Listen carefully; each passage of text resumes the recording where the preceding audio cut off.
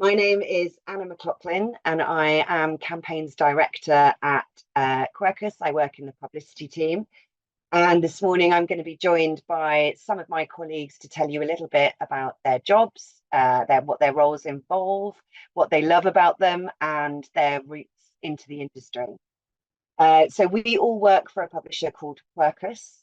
Quercus was founded in 2004, and it's part of Hachette, which is a wider group of UK publishing companies. It was Publisher of the Year in 2011, and we publish a really broad range of books, illustrated and non-illustrated, literary fiction, commercial fiction, non-fiction, translated fiction, all sorts of books across different genres. Some of our authors who you might have heard of and some of our series you might have heard of are The Girl with the Dragon Tattoo by Stieg Larsson. We publish thriller and crime writers like Peter May and Ellie Griffiths and the astronaut Chris Hadfield, and very big commercial books. Last year we had the Sunday Times bestselling book by Caleb of Clarkson's Farm. So very, very broad range of books. I'm going to introduce our first panelist, who is my colleague Carrie Hutchinson. Hello, Carrie. Carrie Hello. is an audiobook editor at Quercus. So Carrie, can you tell us a little bit about your job as an audiobook editor and what that involves? Yeah, absolutely. So being an audiobook editor basically means that we are taking the book and adapting it into an audiobook form. So we take what the author has written for their printed physical book or their digital book, and we turn that into something which you can listen to. So that involves, we read the books, we decide who we would like then to narrate the books. Those people then go into a studio. We don't do the actual recording, that's done by like studio staff, but we make sure that like the book is read in a way that we like, in a sort of the tone that we like, if they do the right accents for characters, or they do the right things when it comes to reading out lists and tables and other kind of visual aspects of it. And we also do that sort of adaptation. So in terms of, we decide when we want pictures to be described in the book, in the audiobook then. But also we are sort of champions of audio throughout Quercus and the sort of wider company. So audio is a different format and a different way of experiencing a book. So we make sure that everyone understands what we're doing, what the different retailers that we work with do, because you buy physical books from places like your supermarket or Waterstones, but you buy audiobooks from different places. So we just work in that way that we make sure that everyone across the company knows what we're doing, authors understand what we're doing, and just creating basically a whole new product. And what is your favourite bit of the job? What do you like most? It is consistent across everyone who works in audio that the best bit is the casting. Everyone will tell you that, because there is nothing better than reading a book, hearing it in your head, and then telling an actor what you want, and then performing that exactly back to you in the way that you described it. It's a little bit magical. So yeah, 100%.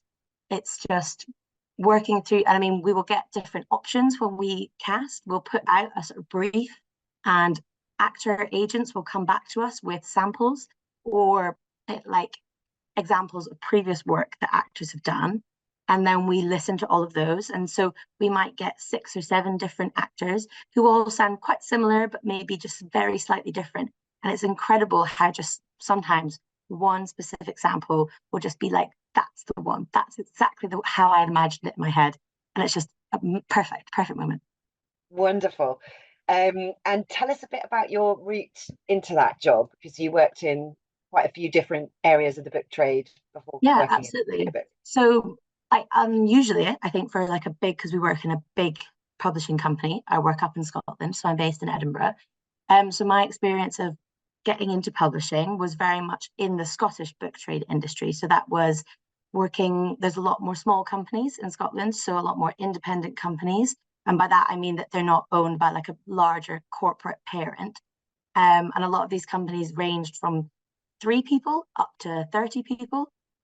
So I first started doing a little bit of, I did a 2-week work experience placement with a very small Scottish independent publisher. There was literally 3 people that worked there.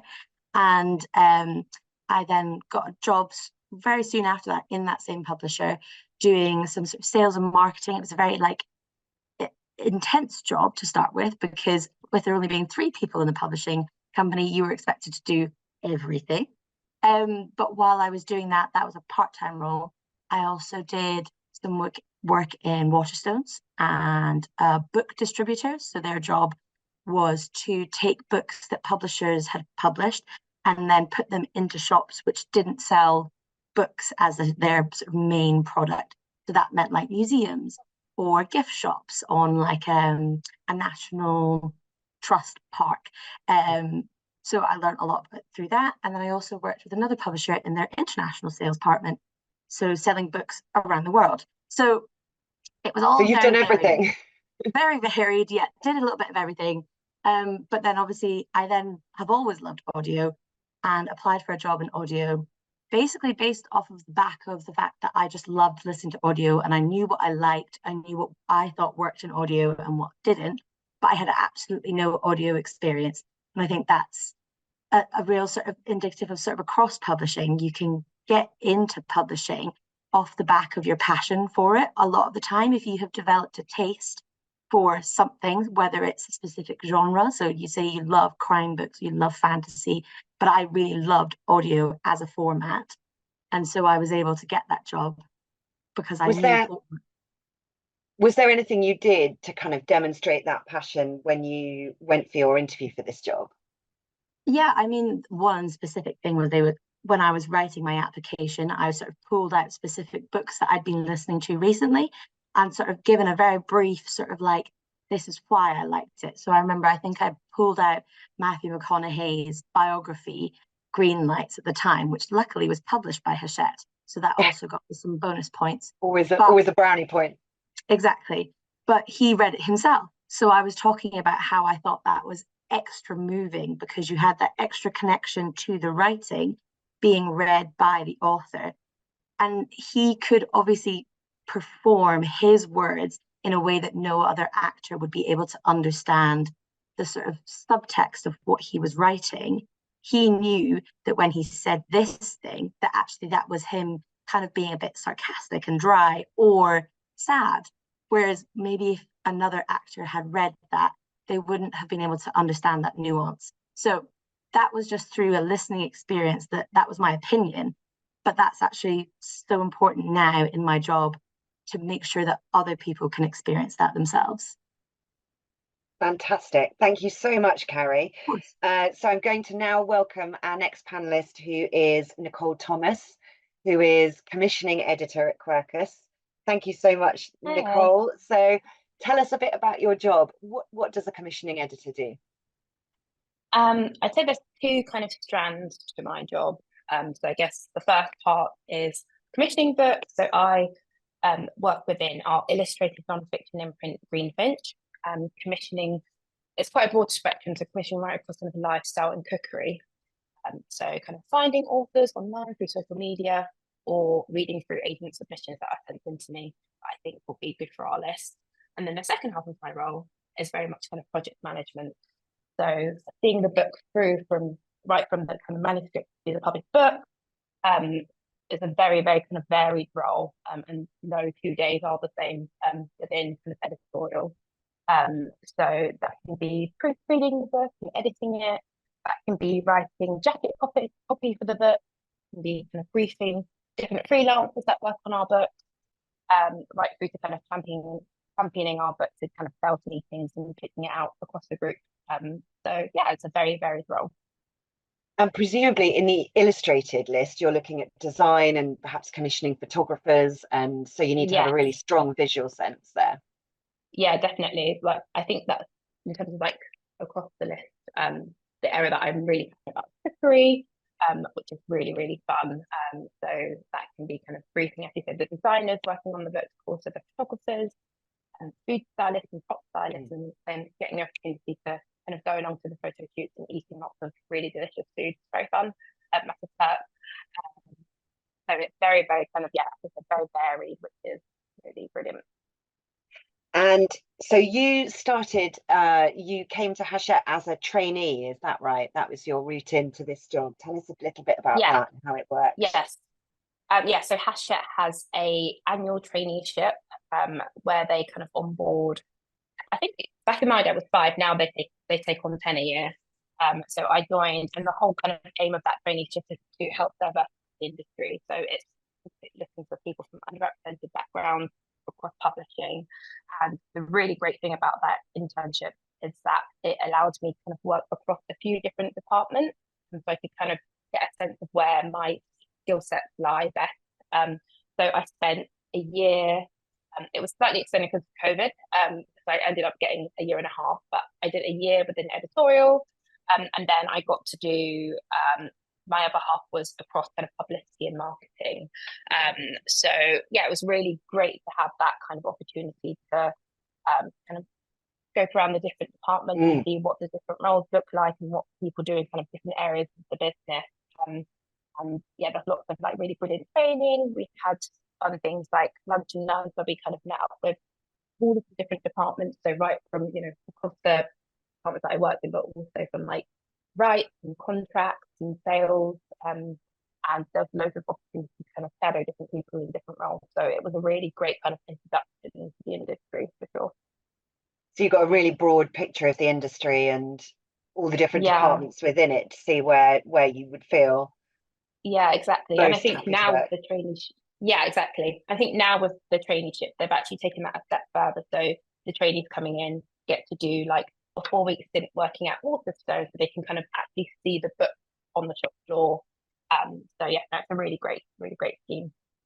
Fantastic. Thank you so much, Nicole. Right, I am going to introduce Charlotte now, Charlotte Gill, who is our digital marketing manager at Quercus. So Charlotte, and I think you've got the slide to show us as well. Tell us a little bit about digital marketing and what your day looks like, what your job involves. Yeah, hello everyone, first of all. So digital marketing is kind of quite a broad area. Anything that's happening online can kind of fall under the digital remit. The main thing that I would focus on would be digital advertising. So if you're on social media and you see an ad for something, that's something that we would create. But also social media is a big part of the role, making sure that we have content going out on Facebook, Instagram, TikTok, Twitter, X, whatever we're calling it these days, YouTube, and also kind of keeping in mind any other new platforms or kind of places that pop up online that we might need to keep an eye on. So it is one of those jobs that's constantly evolving because people say TikTok is big for books now. Yeah. Get on TikTok and market our books there. So it's very dynamic in that sense. Definitely. Yeah, you always have to kind of keep on top of new things because it's ever changing. So along with that kind of more digital advertising area, there's also the advertising spaces like on train billboards, on the tube, podcast advertising like Spotify ads, any of that might go into promoting a book. I also would help to support any kind of promotions that are going on. So for ebook readers, there are often 99p deals or kind of audiobook deals, and we want to make sure that people are discovering those so that first of all they can get a deal, and then they can maybe discover that author and start to read some of their other books and become a kind of long-term fan of that author. Also working on author newsletters, so any kind of really keen fans of authors might sign up to know more. We would kind of run some of those newsletters. Working with authors to help them understand how they can promote their books online, and always kind of communicating the kind of marketing things that we'll be doing to support their books and get them out to as many people as possible.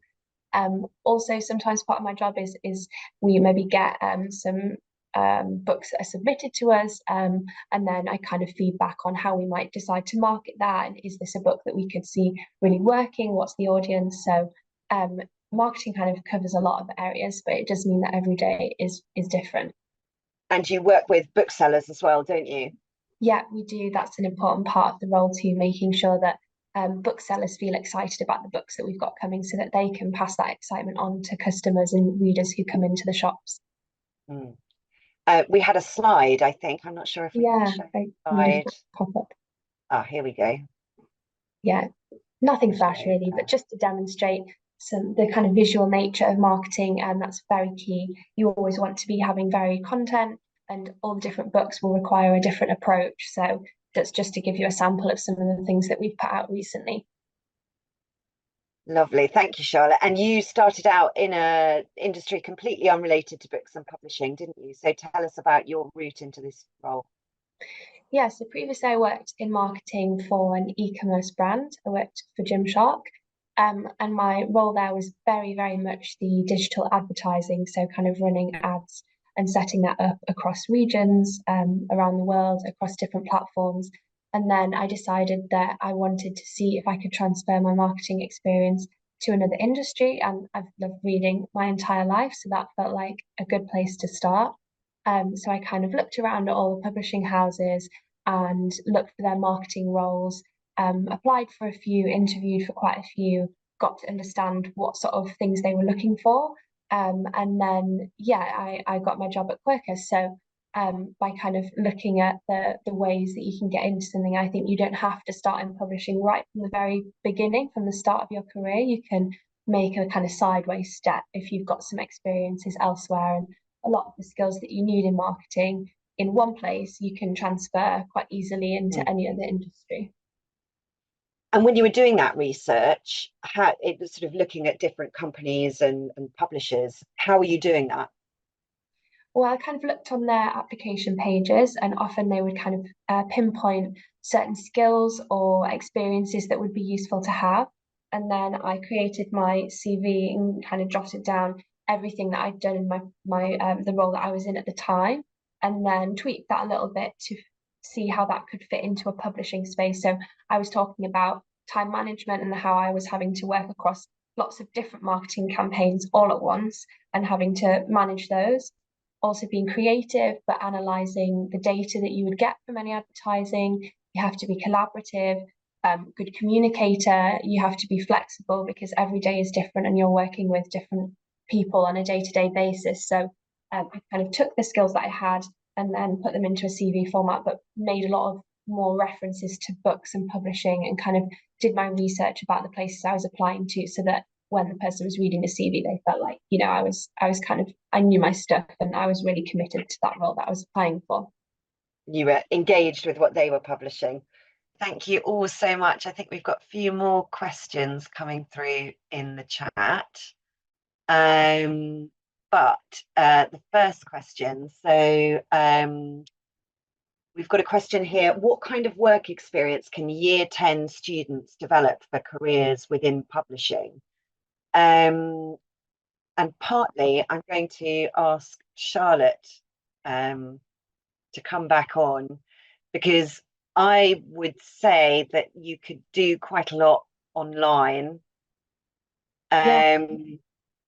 I think a lot of people can champion their love for books in a much more informal way, perhaps by sharing that online, on social media. Obviously, Yasmin, our colleague, had a BookTube, a YouTube channel devoted to her reviews of books, which, not everyone needs that. But even if you're not putting stuff out there, consuming that kind of content can be a really useful way to see what people are talking about within the publishing world, what kind of books are really catching people's imaginations. Do you agree, Charlotte? Yeah, I think that's a great answer. I think if you're passionate about books and you have a channel that you can put that into, then that's going to really help. But I also think, don't be thinking, oh, I need to be like a famous book influencer and have 100,000 followers. I think if you are just online and you kind of know the trends, you understand the kind of content that you'd need to create, like the difference between a carousel of images or a reel or a TikTok, that's all really valuable stuff, that maybe people who've been in publishing for more years may not be as in touch with. So that's something that you can really bring in if you kind of know the trends and the kind of content that you'll see online. I would also add as well, just any kind of transferable skills. I know that's something that you hear a lot, but as I mentioned before, changing industries, there was so much that was the same. I think if you have any hobbies or you're part of a club, a group, you've got a part-time job, anything that has that kind of collaborative element, communicative element. You're working on different things that have different time scales. You can be creative, you can be analytical, really think about the things that you've picked up in anything you're doing, and you can find a way to channel that and match what a job description or any sort of experience might be required. So you can think a little bit broader. Of course, a passion for books will always help you, but there are other ways to show that you could do a job as well. And I work on the publicity side, which means that I'm responsible for everything that isn't paid for, like marketing. So getting books onto television or radio, authors onto podcasts, books into newspapers and magazines. And so from a publicity point of view, I think being really aware of every time you see books mentioned, you know, if you're reading a magazine and a book is mentioned, a publicist has put it there. So seeing what's kind of covered and all the other places where you see books, you know, what's on the tables in Waterstones when you go into the bookshop, what is front and center of your local library. There are sort of so many ways in which the book trade intersects with publishing. So where the books end up, when you go to Sainsbury's or Tesco, you know, there are sometimes books there. Which books are getting into those slots? It's really interesting to kind of think about the full ecosystem. Right, so did we have any other questions here? Somebody has asked here, would you be able to recommend any publishing companies in the Worcestershire, Birmingham area? I don't know specifically any in that area that my year 12s could approach for work experience. But what I will say is that publishing traditionally has been seen as very, very London centric, that all the big publishers, apart from Canongate, which was based in Edinburgh, the sort of the main trade publishers were London based. And that is changing now. So Hachette, which Quercus is part of, is opening regional offices. So there are offices in Bristol, Edinburgh, Manchester, Sheffield, and Newcastle currently.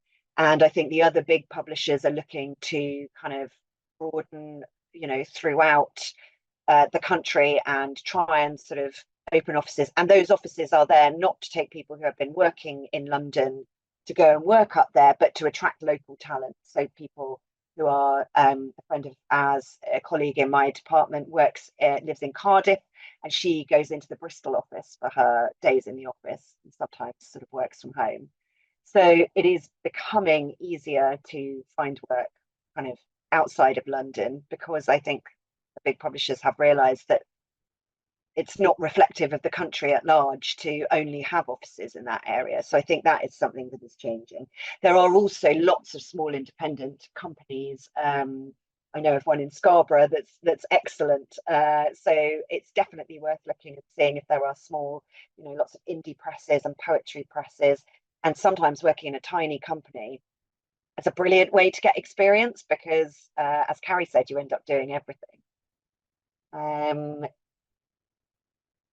And Charlotte is saying, yes, that there is a job alert email at the bookseller, which you can sign up to, which is very useful. There is a link, which I think is on the resources that will be coming round after this talk, which tells you all about the apprentice schemes in publishing, one of which was Nicole's route into the industry. So that might be useful for sort of trainee schemes and that sort of thing. Let me just have a see.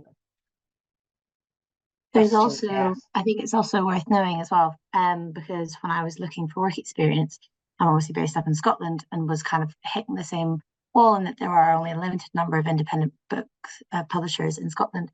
But there is a charity called the Book Trade Charity who will help provide sort of bursaries and sometimes accommodation for if anyone who is not London based needs to go to London for work experience, to help them basically fund that. So that there are programs that are trying to expand the opportunities for people who are outside of London or who may not be able to fund themselves going to London for work experience, which is often voluntary, so unpaid. So I think there are lots of sort of things that are out there. It's just looking for them. But yeah, the Book Trade Charity, they're amazing. That's really useful. Thank you. We have another question here. How much reading do you do as part of your job? The answer is loads. And there's not much time during the working day for sitting and reading, although I think people often think that is, as Nicole said, that is often what people think publishing is all about. So at least once a week, I'm reading a book that is something that we might be publishing, that I need to say, this is what we do publicity-wise for this, or something that we will be publishing. By the time a book that I'm working on comes out, I've often read it 2 or 3 times over a period of a year or so. So yes, there is a lot of reading involved. So that is something that you need to be prepared for and enjoy. I'm just looking at other companies. This is an interesting one. What are the pros and cons of being part of such a big publishing company? I have worked in small independent companies as well as big trade companies like Hachette and Random House. And I think the pros of being part of a big company are that you meet lots of different people working in lots of different companies and lots of different departments. So you can kind of create a brilliant network there. It feels very exciting, you know, if you've got a new book by Margaret Atwood coming out, or, you know, big new launch, then there's sort of a real excitement there. There's a lot of scope to do kind of big, exciting things, and you really feel part of things. We've often got quite nice offices, like our offices, which was not the case necessarily where I worked in small independents. But what I loved about working in small independents was you got loads more responsibility. You had a lot of freedom. So when Twitter came out in 2007, I went to my boss and I said, this thing called Twitter's launched and I think we should be on it. And I think if I'd been working in a big company, there would have been 10 different committee meetings deciding what our logo would be and what we were going to tweet about the biscuits we were eating for 11s. Whereas I had the freedom to just create an account and get online and start doing that, because there are fewer people, there are fewer systems, there's fewer processes. I got to do publicity and marketing and a bit of sales. And so it was really, really broad experience and really, really fun in that way. So I would say there are huge advantages of both of them. So which degrees would you recommend as applicable to publishing? Can I ask Carrie and Charlotte and Nicole to come on and say what they think about this? I studied English literature, which I think is quite common for bookish people, but I think there are loads and loads of other courses that also be you know, really, really useful and helpful and give you lots of transferable skills. Would you guys agree? Yeah, definitely. And I also think that the industry is moving away from requiring a degree now. It's interesting, you know, Amy was saying from the video that she didn't study a degree before coming into the industry. So I think the main thing now is just having those kind of transferable skills that will help you in whatever role you kind of go into. So, but then if you do choose to go down the kind of studying route, generally it is very broad. I don't think there's a particular degree that you need to work in publishing. There are definitely a lot of English grad students here. Yeah, I did a history degree, but I don't feel, I mean, I feel like I've learned the sort of problem solving, sort of analytical skills like that, but the actual content of my degree is only useful when I'm actually reading a history book. And like Nicole says, I think that worked for me at the time because I wasn't sure of the route that I wanted to take. So sort of doing that degree sort of was a privilege that gave me the time to sort of think about what I wanted to do. But I remember when I was looking at publishing jobs, it often felt like everyone was doing a master's in publishing and that was the route into publishing. And I'd say that while the publishing master's is amazing and it gives such a broad overview of the industry and it gives you the opportunity often for placements in different publishers, but I would say it's not a requirement. There is no requirement at all to have a degree, to have a master's. It is just showing that you can be organized and you have a passion for books and that you sort of have a basic understanding of how a book works, that will get you there. And I think a lot of the time I remember sort of talking to people who are looking to get into publishing, and because it is competitive, I think sometimes it's just your perseverance and the desire to be there is often what will get you there eventually. You're sort of willing to try something maybe a bit different. Maybe you think you want to get into editorial, but you're willing to try sales for a little bit. And sometimes you find that you're working in sales 10 years later, that you love it so much.